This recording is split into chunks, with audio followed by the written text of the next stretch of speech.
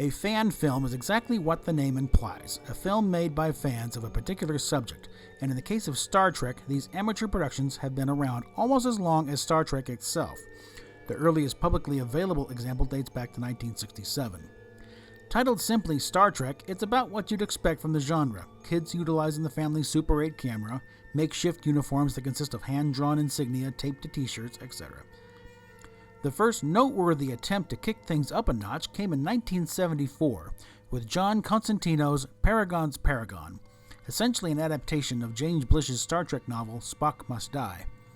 The film ran for an hour, shot on 16mm film, featured a full-size recreation of the bridge set, more or less, and presented an ambitious variety of special effects on a budget of around $2,000, roughly $10,000 in today's dollars. Something to keep in mind is that through much of the history of fan films, Paramount gladly turned a blind eye to such activities, not just fan films, but bootleg ship models, costumes, and fanzines, so long as they didn't make any appreciable amount of money off of their intellectual property, i.e. not enough that it was worth it for Paramount to unleash their lawyers and shut it down. The next major attempt at a semi-pro level fan film came in 1985 with Yorktown, A Time to Heal, with the key selling points being George Takei appearing as Sulu, and James Shigeta as Admiral Nogura, the admiral who gave Kirk back command of the Enterprise in Star Trek The Motion Picture. This project even got a write-up in Starlog magazine at the time. Unfortunately, the production was abandoned before completion and lay dormant for nearly 20 years, when work resumed in 2010. Presumably, work is either finished or nearing completion, which only leaves the question of when it's finally going to be released, an issue common with fan films in general, especially with the more ambitious productions, as we'll soon see. December of 2002 saw the debut of Starship Exeter, featuring the adventures of a decontaminated and recrewed USS Exeter, last seen in the infamous original series episode The Omega Glory, with her crew reduced to white crystals. Under the command of Captain John Quincy Garavik, presumably related to Ensign Garavik of the Enterprise and the late Captain Garavik of the Farragut, both referenced in the original series episode Obsession, we meet a fairly diverse and interesting group of characters, and the first fan film production to present us with accurate recreations of the original sets. Uniforms and hand props are one thing, but building full-size sets is a whole nother level of commitment. Even most productions nowadays tend to go for the cheaper option of green screens. The debut episode, The Savage Empire, showed great promise, claymation monster notwithstanding, and a fan base started forming.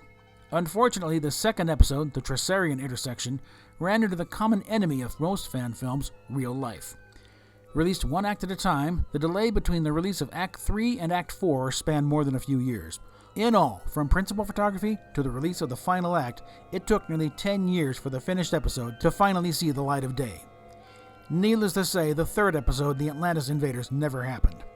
By the way, that bridge set now lives in Arkansas with the crew of Starship Ajax, another aspiring fan film group. This series took the approach many fan films take in depicting other ships and officers in the Star Trek universe away from the Enterprise, allowing the writers and actors to follow their own paths and not run afoul of the established canon. After all, it'd take some serious balls to actually take on the roles of Kirk, Spock, and the rest, right?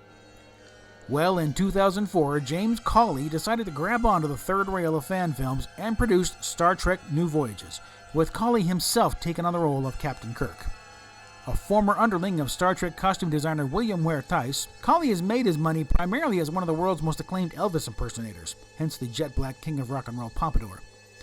I like to think of this as an alternate timeline where Hawaii Five-0 didn't take off, Jack Lord had a slight change of heart regarding Star Trek, Shatner left after the third season, and Kirk is recast Darren Stevens style, with Jack Lord donning the velour tunic, for considerably less than the 50% ownership that he wanted the first time he was asked. Like just about any such production, the first offerings are a little rough, with slightly dodgy camera work and frankly amateurish lighting. Thankfully, these issues were quickly resolved with subsequent episodes, although the second episode, In Harm's Way, became a touchstone for how not to depict the Enterprise. Whenever you hear about the Enterprise being zipped around like a colonial viper, this is where that started.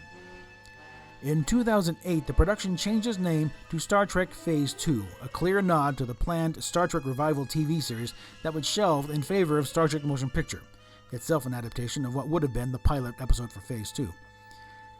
This wasn't just a clever rebranding. The intent was to produce some of those unproduced Phase 2 scripts.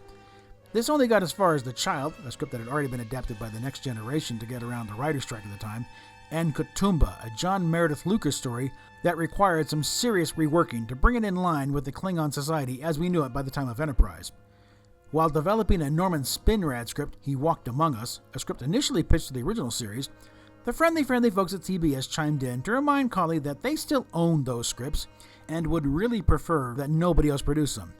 This was around the time of the J.J. Abrams Star Trek movies, and CBS developed a serious case of territoriality, putting the kibosh on that idea. This also marked an end to Cawley's turn as Captain Kirk, as he pulled back a bit to focus on producing the show, bringing in actor Brian Gross to take over the role of Kirk for the last of the production's 10 episodes.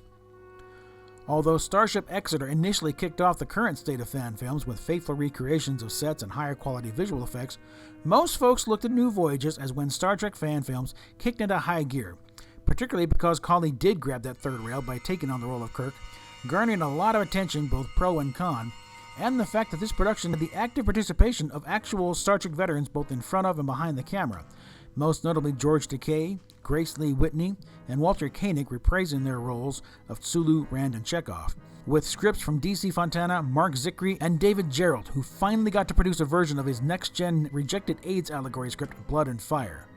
Gerrold would later take over showrunner duties on Phase 2 until they shut down in 2016. More on that later. It was during this period that more fan groups were inspired to build their own sets or arrange to borrow sets from other groups, and Star Trek fan films entered something of a golden age. Which brings us to the culmination of this cultural and creative process, Star Trek Continues.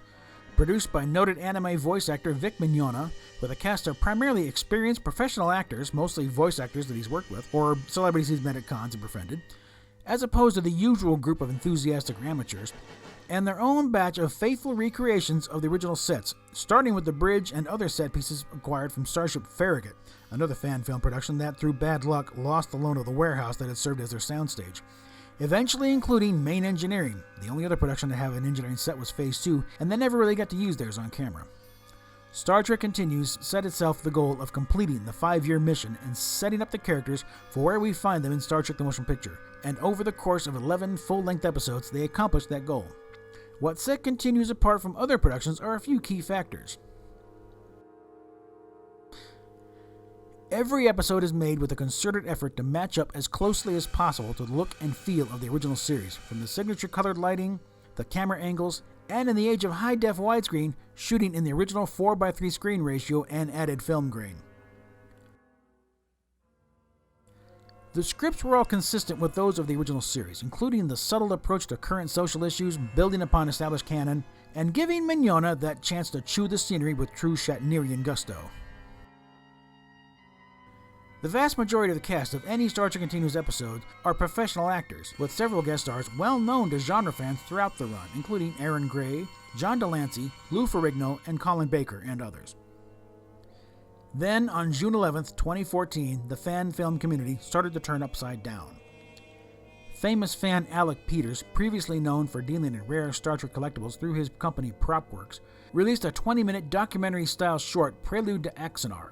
The intention was to set up the eventual production of a feature-length professional Star Trek story, Star Trek Axanar, which would tell the story of Garth of Izar and his role in the 4 Years' War, an incident prior to the original series, largely rooted more in fan speculation than hard canon, wherein the Klingon Empire and the Federation go to war, and we learn how and why Garth became the legendary starship captain that became the boyhood hero to James Kirk. Everyone in the cast, with the exception of Peters, was a well-known Star Trek or genre veteran. Peters, of course, cast himself as Garth.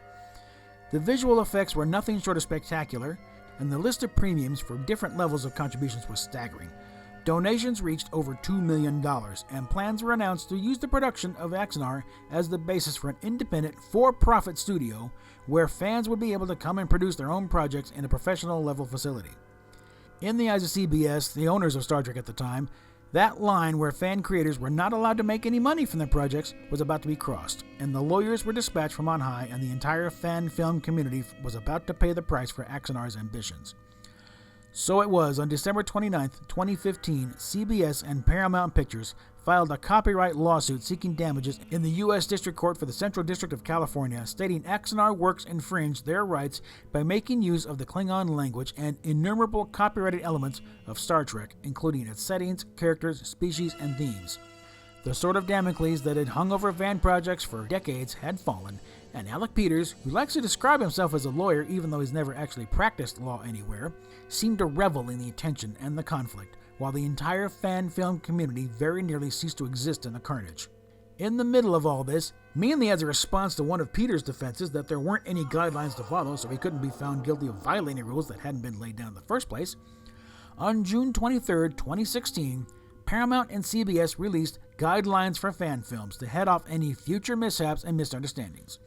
The days of the property owners turning a blind eye to fan activities had come to an end. Groups that had projects already in active production were allowed to finish up as planned, allowing, for example, Star Trek Continues to complete their final batch of episodes. Phase 2, on the other hand, decided to just shut down production entirely, turning their soundstage into an officially licensed tourist attraction.